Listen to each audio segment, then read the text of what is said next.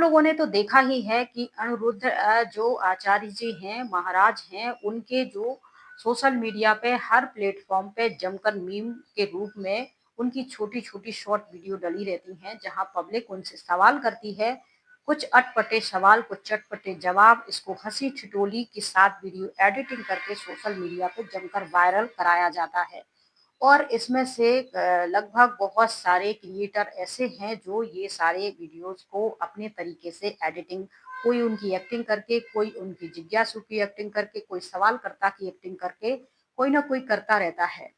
लेकिन कभी-कभी ये सारी नादानियाँ कुछ इस तरीके से घटित हो जाती हैं कि उस सवाल करने वाले की जान पे बन आती है, यानी उसकी जान भी चली जाती है। ऐसा ही एक वाकया आज सोशल मीडिया पे जमकर ट्रेंड कर रहा है। अनिरुद्ध आचार्य के जो कथा चल रही थी, उसमें एक युवक खड़े होके सवाल करता है कि आचार्य जी, मेरी शादी नहीं हो रही है, मुझे शादी करनी है। मैं एक सरकारी शिक्षक हूँ, मेरे घर परिवार में और कोई नहीं है, मेरे पास कुछ एकड़ ज़मीन है, उपजाऊ है और मुझे अपना घर परिवार चलाना है। मिडिल एज उनकी हो चुकी, यानी उनकी शादी की उम्र निकल चुकी थी और वो ऐसी बातें कर रहे थे। तो हँसी-ठिठोली के मीम्स के रूप में इस वीडियो को, जब इस क्लिप को लोगों ने वायरल करना शुरू कर दिया और जमकर ये क्लिप वायरल हो गई।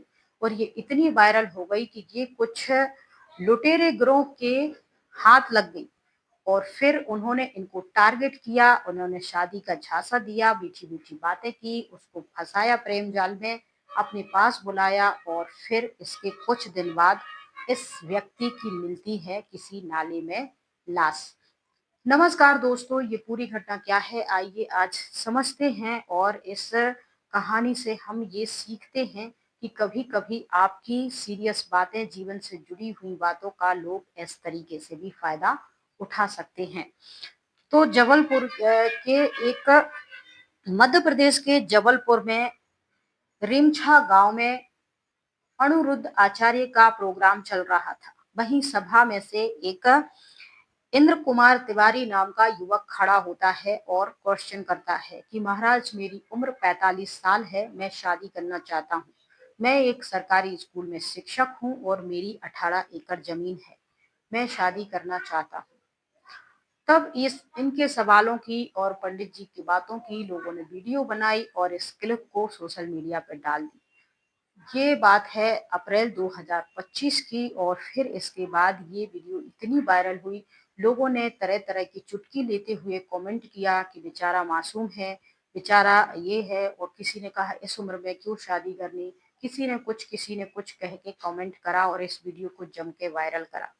तभी ये वीडियो एक लड़की के पास पहुंचती है और लड़की को भी शादी करने के लिए कोई ऐसा लड़का चाहिए था। तब लड़की इनके दिए हुए, जो इनकी वीडियो वायरल हो रही थी, उसमें कुछ कॉन्टैक्ट नंबर थे, उससे कॉन्टैक्ट साधती है। 16 मई 2025 को ये लड़की इस इंद्रजीत को फ़ोन करती है। अनजान नंबर से, अननोन नंबर से इनके पास कॉल आती है और वे कहते हैं, हेलो, कौन बोल रहा है? तब वो लड़की मधुर सी आवाज में बड़े प्यार से उनसे बात करती है और कहती है, हमने आपकी वीडियो देखी, आपका कांटेक्ट मिला, हम आपसे शादी करने के इच्छुक हैं, हमारा नाम खुशी तिवारी है। तब उन्होंने पूछा कि मैं इतनी उम्र का हूँ, तुम भी इतनी उम्र की हो और तुमको कैसे? तो वो कहती है, मेरे माता पिता नहीं है, मेरा एक भाई है और मेरे माता-पिता ना होने के कारण कोई भी मेरे रिश्ते की बात नहीं चला रहा है। लेकिन आपकी वीडियो देखी तो मेरे मन में आया कि आप भी अकेले हो, मैं भी अकेली हूँ और इस तरीके से क्यों ना हम शादी के बंधन में बंध जाएँ और एक सुखद जीवन जिएँ। इस तरीके से दोनों के बीच मोबाइल पे बातें हुई, लगभग 8 दिन तक इन दोनों के बीच बातें हुई। बातें होने के बाद ये रिश्ता थोड़ा-सा आगे बढ़ा, प्यार-मोहब्बत में बदलता गया और 26 मई 2025 को ये युवक इनके पास आता है, यानी इंद्र कुमार तिवारी जी के घर आता है, उनके गाँव जाता है और उनसे कहता है कि वे खुशी तिवारी के भाई हैं और वे इस रिश्ते से खुश हैं और वे चाहते हैं कि उनकी बहन की शादी आपसे हो जाए। उन्होंने मिलान-जुलान और ज़रूरी मुहूर्त सब कुछ पंडित जी से दिखवा लिए हैं और 6 जून को ये शादी का मुहूर्त फिक्स हुआ है। बहुत शुभ मुहूर्त है। लेकिन हम उत्तर प्रदेश के हैं और हम उनकी जो माता-पिता थे वो तो हमारे नहीं रहे, लेकिन उनकी इच्छा थी कि शादी बेटी की घर से ही हो, तो आप अपनी ज़रूरी तैयारी करके वो जो भी है खुशी ने पहले बता दिया था कि इस दिन मंगनी इस दिन हम रिंग सेरेमनी करेंगे, फिर शादी करेंगे और शादी के बाद फिर 6 जून को शादी होगी और फिर 6 जून के बाद हम वापस जबलपुर के तुम्हारे घर में आ जाएँगे।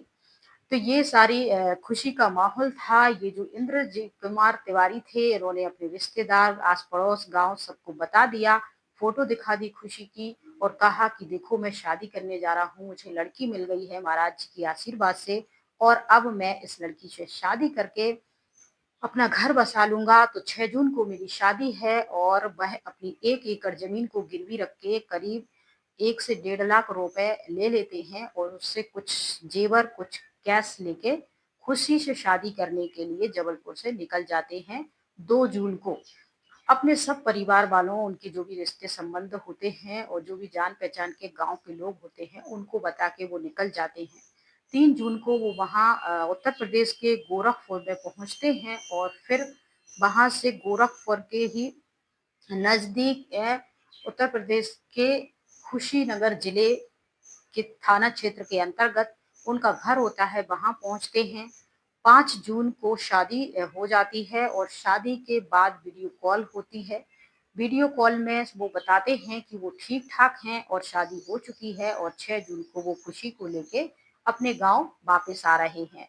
इतनी उनके घर परिवार वालों से बातचीत होती है, संपर्क टूट जाता है और फिर 6 जून, 7 जून, 8 जून सब निकल जाते हैं। इतनी डेट गाँव के लोग सोचते हैं कि चलो कहीं घूम फिर रहे होंगे, नई-नई शादी हुई है, कोई बात नहीं। 11 जून को उनके गाँव में कुछ लोग जाते हैं और वो कहते हैं कि देखिए जो इंद्र कुमार तिवारी हैं, वो तो वहीं रह गए हैं, खुश हैं अपनी शादीशुदा जीवन में, उनके कुछ ज़मीन के कागज़ात चाहिए हैं। जब ये बात सामने आती है ज़मीन के तब गाँव के लोगों को शक होता है, वो उनका कॉन्टैक्ट नंबर मिलाना शुरू करते हैं लेकिन इंद्रजीत का कॉन्टैक्ट नहीं हो पा रहा था। जब कॉन्टैक्ट नहीं हो पा रहा था तो फिर जबलपुर के सिरछा जो रिछा गाँव था, उस गाँव के ही पास नज़दीकी पुलिस स्टेशन जाते हैं और उनकी गुमशुदगी की रिपोर्ट दर्ज करवा देते हैं। यहाँ एक उम, उत्तर प्रदेश में ही इनको एक कुशीनगर जो जिला होता है, उसी के थाने के आस-पास एक सुनसान जगह में, एक नाले में एक शख्स की कटे-फटे स्थिति में एक लाश बरामद होती है। जब वो उसको देखते हैं, उसका पोस्टमार्टम करवाते हैं, तो उसमें पता चलता है कि इनकी हत्या करी गई है। इसके बाद फिर मध्य प्रदेश की पुलिस और उत्तर प्रदेश की पुलिस आपस में इस मामले को लेकर बातचीत करते हैं। उनके पास आधार कार्ड आता है जिससे इनकी पहचान हो जाती है। फिर इस लाश के बारे में जब वहाँ के जबलपुर के लोगों को बताते हैं उनके गाँव के तो वो वहाँ जाते हैं उत्तर प्रदेश और वहाँ रखी थाने कोतवाली में रखी डेड बॉडी की पहचान इंद्रजीत के रूप में कर लेते हैं और इसके बाद फिर जहाँ की खुशी के बारे में गाँव के लोग बताते हैं, पुलिस फिर उनको हिरासत में लेती है। तब पता चलता है कि ये साहिबा बानो ही खुशी बनकर इंद्रजीत से शादी कर रही थी, शादी के लिए फँसा रही थी। दरअसल ये साहिबा बानो और उसका भाई साजिद खान ये लुटेरे गिरोह हैं और उनकी जमीन जायदाद लूटने के इरादे से उनको शादी के झांसे में फंसाया वायरल वीडियो देखकर और इस तरीके से उनको शादी का झांसा देके बुलाया। उनका जो भी उनका कैश था, सोना-चांदी था, वो सब जब्त करने के बाद उनके ज़रूरी ज़मीनी कागज़ात भी दब जब्त करना चाहते थे। उसी सिलसिले में ये लोग गाँव चले जाते हैं, लेकिन गाँव के लोगों को कुछ शक होता है, तो वो इसकी रिपोर्ट करते हैं, साथ ही लाश भी मिल जाती है और जब ये लोग पकड़ाए जाते हैं, तो ये लोग अपना गुनाह कबूल कर लेते हैं। तो कभी-कभी इंसान अपने कुछ निजी पलों को सार्वजनिक कर देता है खुशी के लिए। एक तो उनको जीवन साथी मिल रहा था तो खुशी का पल था लेकिन वो नहीं जानते थे कि ये जो ज़िंदगी में उनके पत्नी बनने के आ रही है दरअसल वो उनकी मौत भी हो सकती है। और इस तरीके से जाने-अनजाने में कभी-कभार ऐसा काम लोगों से हो जाता है कि उनकी जान तक चली जाती है। इस कहानी में फ़िलहाल इतना ही लेकिन इस कहानी को सुनाने के पीछे एक ही उद्देश्य है कि आप कभी भी अनजान लोग, अनजान व्यक्ति और अनजान ऐसे रिश्ते नातों से अपने आप को संभाल कर रखें, बचा कर रखें। जब तक ये रिश्ता 2-4 महीने, 6 महीने, साल भर और पूरी इंक्वायरी आप ना कर लें और अकेले कहीं ना जाएँ, 2-4, 8-10 लोगों के साथ आए जाएँ और इस पूरी इंक्वायरी के साथ ही फिर रिश्ते को आगे बढ़ाएँ और सावधान रहें ऐसी घटनाओं से। जय हिंद, जय भारत, राधे राधे।